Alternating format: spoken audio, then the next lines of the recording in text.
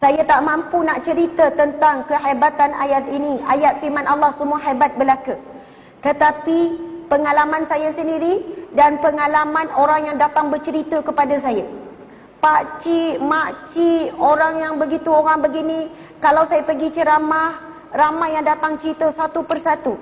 Ustazah, masalah yang saya tanggung 3 tahun, 3 bulan, bertahun-tahun. Saya beramal dengan ayat ni, subhanallah, Allah selesaikan dalam tempoh yang singkat. Ada seorang makcik jumpa saya, Ustazah, telinga saya sakit berdengung, dah jumpa doktor macam-macam.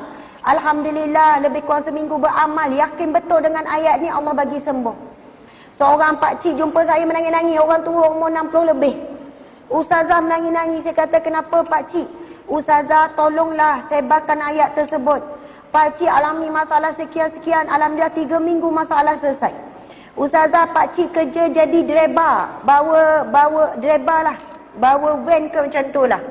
Pakcik tak reti sangat tengok waste, pakcik selalu sesat. Nak pergi situ, gini-gini, orang tua, kerja driver, lori ke apa, wallahualam, selalu sesat. Tetapi pakcik hari-hari pagi-pagi pakcik akan baca doa tu. Wa ufawwidu amri ilallah. Daku menyerahkan urusanku kepada Allah. Innallaha basirun bil ibad. Sesungguhnya Allah Maha melihat keadaan hamba-Nya. Setiap kali pakcik sekarang ni sesat je Ustazah, wallahualam, entah datang daripada, ada je orang datang tunjuk jalan. Pakcik berhenti tepi jalan, adalah motor. Pakcik nak pergi mana, nak pergi sini, amai saya tunjuk. Pakcik ikut je. Segala urusan hidup pakcik hari demi hari dipermudahkan Allah. Rupanya hidup pakcik selama ni susah sebab pakcik kurang bergantung kepada Allah. Pakcik rasa pakcik boleh uruskan hidup pakcik sendiri, lalu Allah membiarkan hidup pakcik. Kita sangat terhad sebenarnya. Saya pernah ceramah di Petronas Terengganu. Ada seorang hamba Allah lelaki datang. Ustazah, saya nak juga cerita pada Ustazah. Saya dah hampir letak jawatan berhenti kerja. Sebab apa? Saya ada penyakit tekanan mental, iaitu anxiety, depression. Saya nak tinggalkan keluarga saya, anak isteri saya semua saya nak tinggalkan. Saya tak boleh jumpa manusia, saya tak boleh jumpa orang, saya hilang keyakinan diri, ketakutan yang melampau. Saya rasa saya nak menyendiri. Saya dah pergi jumpa pakar sakit jiwa. Saya jumpa ustaz itu, ustaz ni, saya makan ubat untuk tekanan mental dan sebagainya. Walaupun orang kata anxiety ataupun depression bukan tidak terlibat tentang iman. Ini hari ni orang kata tak terlibat dengan keimanan. Ia adalah semata-mata penyakit jiwa. Perasa atau tidak, pernyataan ini cuba memisahkan. Pisahkan daripada roh ataupun rohani. Masya Allah. Yang cik ni cakap, Ustazah, Alhamdulillah, saya hari tu Allah izinkan dengar ceramah Ustazah tentang ayat surah Ghafir ayat 44. Wa ufawwidu amri ilallah innallaha basirun bil ibad. Saya ulang-ulang ayat tersebut. Sebelum itu ada orang kata, ulang istighfar 1000 kali. Saya istighfar Ustazah, saya selawat dan sebagainya. Tapi kenapa tak beri kesan, baru saya faham. Sebab saya selawat, saya istighfar tanpa saya yakin betul-betul kepada Allah Subhanahu Wa Taala. Tapi bila saya ulang-ulang ayat tu, dan Ustazah pesan supaya baca dengan maksud, dan baca bukan jumlah yang banyak, yang penting serah bulat-bulat kepada Allah. Bila saya baca wa ufawwidu amri ilallah, daku menyerahkan urusanku, kesakitanku, masalahku kepada Allah. Innallaha basirun bil ibad. Sesungguhnya Allah Maha melihat keadaan hamba-Nya. Bila saya ulang-ulang Ustazah, masuk ke dalam hati saya.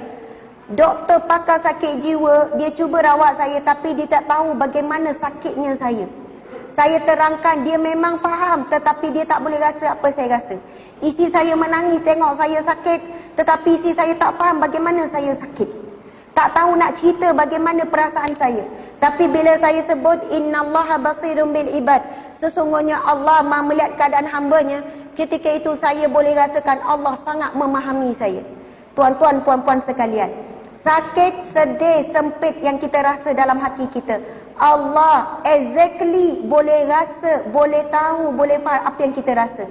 Sebab rasa itu sendiri juga adalah makhluk Allah Subhanahu Wa Taala, yang Allah berikan sifat rasa itu dalam diri kita.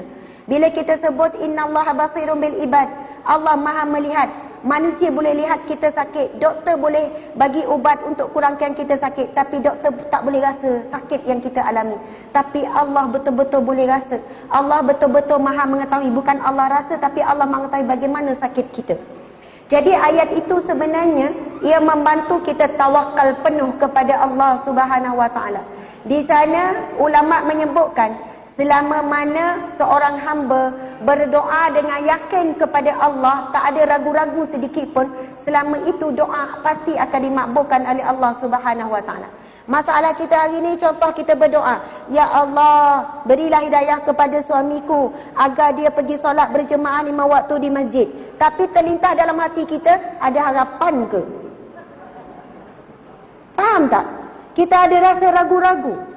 Ya Allah, jadikanlah anakku sekian-sekian. Nampak jalan tak anak? Suami pun sama ada ragu-ragu. Tentang bab rezeki pun sama. Ya Allah, kurniakanlah rezeki yang barakah melimpah ruah. Macam ni je hidup, macam tak ada harapan ni. Masya Allah. Bila ada ragu-ragu, masuk jarum syaitan. Apabila kita tidak yakin dengan Allah, kita tak betul-betul serah bulat-bulat kepada Allah Subhanahu Wa Taala. Allahu Akbar. Dan kalau kita perhatikan hadis Nabi, golongan yang masuk syurga tanpa dihisap, tanpa diazab, ada 4 ciri. Salah satunya adalah mereka yang bertawakal penuh kepada Allah Subhanahu Wa Taala. Jadi insya-Allah para muslimin muslimat sekalian, dan insya-Allah selepas ini cubalah beramal dengan surah Ghafir ayat 44. Ada orang cari surah Ghafir ayat 44 tak keluar, sama surahnya surah Al-Mu'min. Wa ufawwidu amri ila Allah. Kita boleh tak baca sama-sama? Insya-Allah. Bismillahirrahmanirrahim. Wa ufawwidu amri ila Allah. Innallaha basirun bil ibad. Sadaqallahul azim. Daku menyerahkan urusanku, kesakitanku, masalahku, ujianku, kesebitanku, kebimbanganku, kerisauanku, kesedihanku kepada Allah. Sesungguhnya Allah Maha melihat keadaan hamba-Nya. Amin ya rabbal alamin. Sadaqallahul azim. Subhanallah.